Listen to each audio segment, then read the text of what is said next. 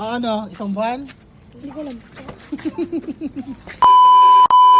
Another day, another vlog. Hello Philippines and hello world. Magandang araw po sa ating lahat. At heto na naman ang kabugera, nagbablog.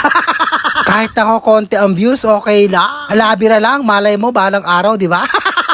Umasa ang akla. Syempre may kasabihan tayo, habang may buhay, may pag-asa, yan ang kinakapitan ko. Heto nga, at tapos ng aking maghapong pagkatrabaho, sinundo ko na ang aking anak. Abay may hawak-hawak na sopas ang bata. At niluto nga daw ng kanyang lola. Abay sosyal, sopas ang merienda. Pagkatapos dumaan nga kami rito para bumili ng mauulam namin ni Maro. Total matagal na kami hindi kumakain neto, kaya okay lang. Kumain po tayo ng napakasarap na sisig ng Santa Rosa, Nueva Ecija, Philippines.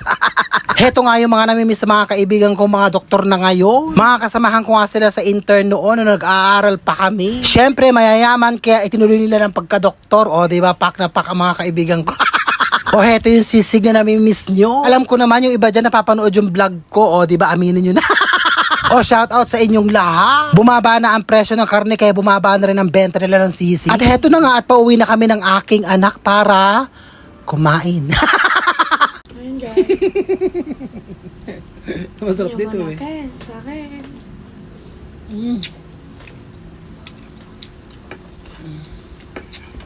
Ang gimas.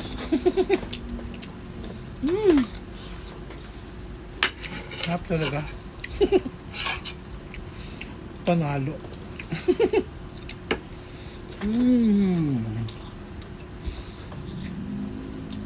Speechless. Hindi mapagsalita sa sobrang sarap. Naimas? Well, Naimas. Masarap. in Tagal.